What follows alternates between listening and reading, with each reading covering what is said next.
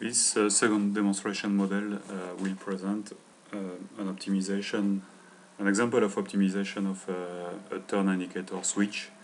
The goal is to present how Enventive allows to model complex contacts and to combine complex contacts with forces and frictions in order to do preliminary design optimization based on forces, frictions, complex contacts, and also tolerances.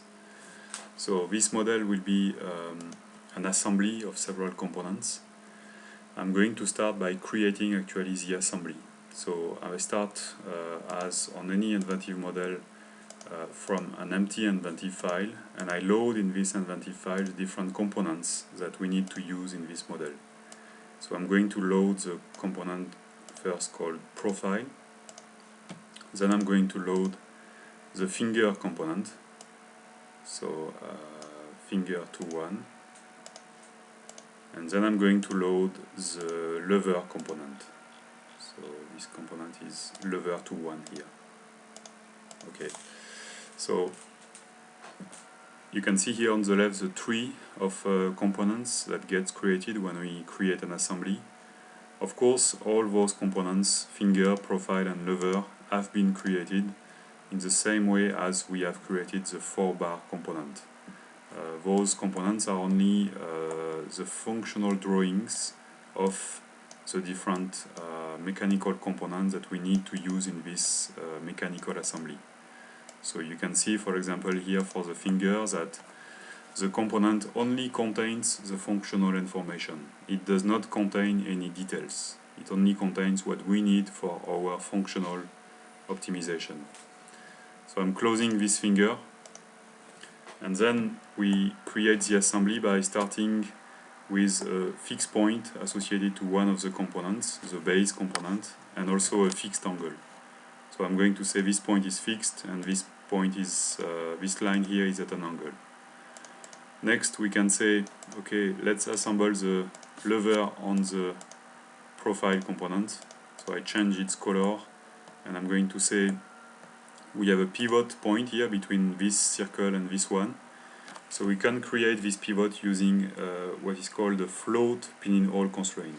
So we can say this is floating with this. So when this type of constraint is used, the float pinhole constraint creates actually a floating condition of the pin in the hole. So when I click here on the float, you can see on the left we have a float value that has been calculated, which is 0.124 millimeters. So it means according to the nominal dimension of the pin, nominal dimension of the hole, tolerance on the pin and tolerance on the hole, the amount of float gets calculated, and here the system has found that the amount of float is 0.124. So when this pivot is created, we are going to lock the orientation of the lever with a fixed angle. We can switch this angle so that it's in the right position. And then, well, I'm going to assemble the third component, which is the finger component on this assembly. So we can also change its color, like this. So this component is going to be translating with the lever and in tangency contact with the profile. So we can say when we model a translation movement, it's possible in Enventive to parameterize the model so that in the translation linkage, the contact points are going to be the real contact points. So here, one configuration could be this point is on this segment and this point is on this segment. Okay, so here the finger has been created in contact here on the left and here on the right. So next we can create on the profile a polycurve from this segment to this one. Okay, and then we can say the finger has to be tangent to the profile. Okay, so here I had a small problem, so I just need to make it a bit closer to the profile, and then we say this is tangent to the profile. So you can see the polycurve has allowed us to define the complex profile we have here has only one geometric entity. So inside of the tool, this profile is now known as a mathematical entity, and it's possible to create some basic functions to it, such as the tangency that I created. For complex mechanisms, it's also possible to create, of course, tangency between two complex profiles. So now, if we select this angle and move it step by step, so if I select this angle and move it step by step, you can see that the finger stays tangent to the profile. It stays tangent to the polycurve at every step. Okay, so the polycurve allows to model this type of sliding contact.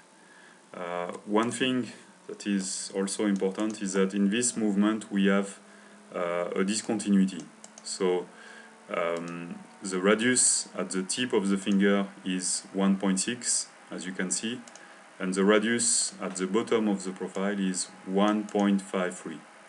So the radius of the finger being bigger than the radius at the bottom of the profile, there is going to be a discontinuous switch during the movement. So the contact tangency is going to go from the left to the right. So if I delete those radiuses and change the angle of the lever, you see that in a discontinuous way the contact point is switching from the left to the right. So the polycurve function allows to include into kinematic movements those types of discontinuous changes of points of contact, and also sharp angles that may be present on the profile. So we are now going to model all the forces and frictions that are involved in the movement of this switch. This switch is a turn indicator switch, so you have to imagine that the driver of the vehicle will actually apply a force vector at this point in order to actuate the turn indicator switch. So this force is perpendicular to the axis of the lever, and it is what we want to calculate. So right now I have created it with a lock sign, and when we have finished the calculation, this force will appear with an arrow sign, meaning that it is a deduced force value. So to start this force modeling, we are going to model the effect of a spring that is pushing between the bottom of the finger and this bottom face here on the lever. So to model this spring, we create, for example, a distance measurement here between this point and this face. So this distance measurement represents the actual real current length of the spring, so we can call it CL. Then we can create here on the left, on the right, as you can see we have a list of variables, and as I've just described, the dimension measuring the current length is directly available for usage in our model, so we can rename it and include it in equations. We can also create variables from scratch, so we can say FL will represent the free length of the spring, and we can place it at 25 millimeters. Then K will represent the stiffness of the spring, and we can place it at 1.5 newtons per millimeters. So when this is finished, we can actually create the actuation force, the force applied by the spring on the finger. So it's going to be a force vector that pushes parallel to the axis of the lever, and I'm going to call it, for example, Fs, like F spring. So we can here unlock it in the list and then enter an equation that will say Fs is equal to K, the stiffness, multiplied by free length minus current length. Okay, so Fs is now equal to 26.86 newtons.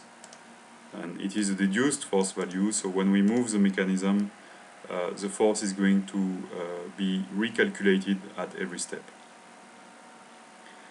So then to continue the calculation, we can create all the forces that are going to be applied on the finger component. So here, in the translation, we are going to have two forces. one applied in the bottom here and one applied on the top, and the two forces should be perpendicular to the direction of the translation. So then I'm going to say we have also a normal force that should be perpendicular to the profile and also applied at the point of tangency. So applied at the point of contact between the finger and the profile. So I'm going to say here this point should be on this little segment. Okay. So next we can associate also to this normal force here between the finger and the profile the friction force. So we click on the friction coefficient here, we click on the normal force, and automatically this generates a friction vector that is perpendicular to the normal force and proportional to this normal force. So the friction parameter here is 0.2. We can rename it friction profile, for example. And also, when we click on it in the list of variables, we can go here on the tolerance field and enter a tolerance to this friction value. So we can say the friction is 0.2 plus or minus 0.15. So when we have done this, we have modeled all the forces applied to the spring, to the finger, sorry. So I can unlock all the forces and then say sum of the forces in x and y applied to the finger should be 0. So this will actually calculate the two sums of forces, x and y. So it's a very quick calculation of sum of forces in x and y, which manually takes a lot of time. And secondly, calculation of sum of moments. So sum of moments of all the forces that are applied on the mechanism. So we will do, for example, the sum of moments at the point that is the tip point here of the finger. So when this is done, you can see that all the forces that we have represented appear with arrows. So when we move the mechanism, all those forces update during the motion.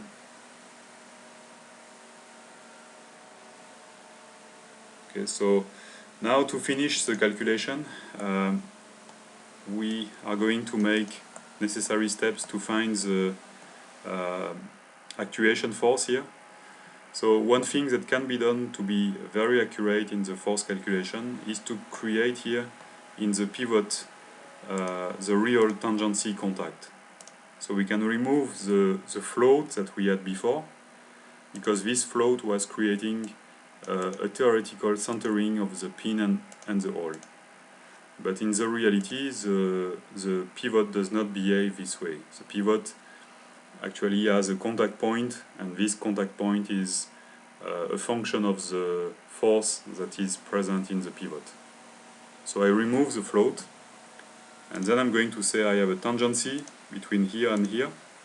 So this creates a tangency contact between the pin and the hole. Okay, so I can move this tangency contact. You can see that on one side we have the tangency contact, so we have a real contact here on this side, and on the other side we have a gap. So now we can represent the force that is present in this pivot.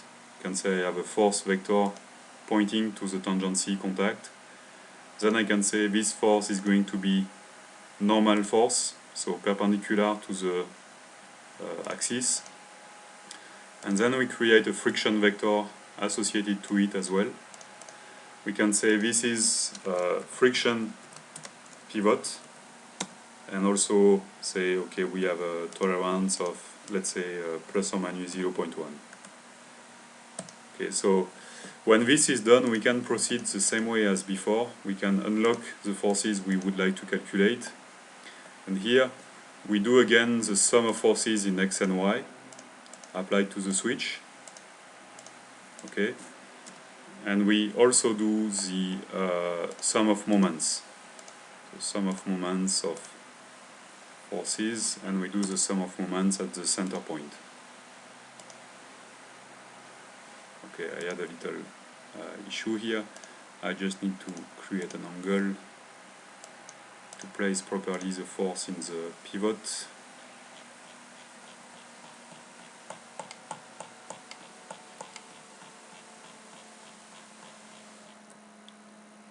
Okay, so I erase this angle, and then I'm going to say sum of moments of this, and this, enter, should be 0 at this point. So when this is finished, you can see that all now forces applied on the switch are deduced. It means they are calculated. So if we move the switch, you see that all forces get updated, and also the contact point in the pivot is also changing at every position. So this contact point is very important when we have to do a statistical optimization of a complex and accurate mechanism, because, well, if the point is on the left, of course we will not have the same position of the mechanism as if the point is on the right. So this is the benefit of modeling contact points and normal forces and friction forces. Of course, it's also possible to select the actuation force, that is our output parameter here, and to say analyze tolerance. So when we do this, the system generates a statistical tolerance analysis report, the same way as we have done on any dimensional or geometric parameter. But now we have a tolerance analysis results that concerns a force value. So it means the results will be in newtons, and also the contributors in the list of contributors, for some of them will be physical contributors, like K here, which is the stiffness. It is a physical contributor in newtons per millimeters. So here we can see that the force will vary between 15.35 newtons and 61.89 newtons. So one thing that it is possible to do is actually to optimize the results that we obtain. So if, for example, we have a customer that says, okay, your output plus 6 sigma force here is too big. It is 61.89, it's too big. Could you design the profile, the blue profile, so that your force is lower than that? So we can do this type of optimization by acting on any functional parameters that we judge the most relevant. So we could change, for example, the stiffness to try to reduce the input force, or we can also redesign the blue profile so that we find the blue profile design that allows to have, let's say, 60 newtons at plus 6 sigma. So here I have selected one parameter in the list that you can see in green in the model. So this green parameter is actually the angle, the angular value of the blue segment that is the start of the profile. You can see when I click on it in brown, we see this segment appearing. So it's the angle of this segment in relation to the main axis of the profile, the main axis being an axis that goes through the symmetric, it is symmetric on the blue profile. So we can select, well, before I do the optimization, I have to undock Excel from Enventive. So undocking Excel is, it has no engineering meaning. It's only useful because right now there is a limitation in Excel that makes it necessary to be able to use the Excel solver to actually undock Excel from Enventive. So I select the plus 6 sigma value, I click on data, solver, and then we can say we want to be at 60 millimeters. We want to change the angular value. Okay, we click on solve here. So you will see the model will make some solving steps, and we will see the geometry change according to each step of solving that is being made. So you see here the angle is changing, and the system is trying to iterate and to find a solution. So it has found now a solution. So we validate, and you can see that at plus 6 sigma we have 60 newtons now. So it has found a solution. And the new angle, instead of 140.1, is now 139.38. So I dock again Excel in Enventive, and you can see that for this line here we have an angle of 139.38, which is the angle that we have found using the optimization. So this type of optimization is useful to get to the very accurately to the results that we are looking for. As you can see, it has allowed to actually redesign the geometry of one of the components. So it's really something that allows to do the design of the geometry in order to reach a requirement on a physical element, which is a force value. Last step in this modeling will be to actually draw the curve of variation of the actuation force according to the angular value of the mechanism. So I will start, for example, at 55 degrees. We will say that we want to record all the statistical values associated to this force. So I'm going to select the angle, say add for recording, record in the cell A1 of Excel, then select the force, rename the force so that it's more clear, say add for recording, and we are going to record nominal value, upper worst case, lower worst case, plus 3 sigma and minus 3 sigma. Okay, so we say analysis, start recording. So in the current position, you can see the system has done a statistical analysis, and it reports for the force the nominal value, minus 3 sigma, plus 3 sigma, lower worst case and upper worst case.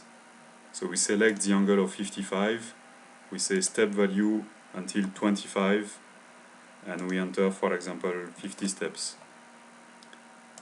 So now the system will do all the steps, it will move the mechanism between each step, and at each step it will record the force and make a statistical analysis on the force. Okay, it has a little issue here to pass the discontinuity, but I will pass it manually. Okay, and then redo a recording using, let's say, 20 steps until 25. Okay, so the system now continues the movement until 25. Okay, so when the stepping is finished, we can say stop recording. We go in Excel, select the columns, say insert, curve, and you can see now we get the curve that shows the variation of the force during the motion. So the green curve is actually the force curve of the switch. The red curve is the minus 3 sigma curve. The violet curve is the plus 3 sigma curve. And then the blue curves are actually the upper and lower worst case. So the red curve and the violet curve contain 99.97% of the production, and the blue curve will contain any possible mechanism that we will produce. So this type of curve can be useful in order to justify the robustness of the design to a customer. Of course, it's possible also to reverse the way we have worked, that is to say, to start with the input curve, which could be, for example, an haptic curve, and design the mechanism so that we start as a requirement from this curve.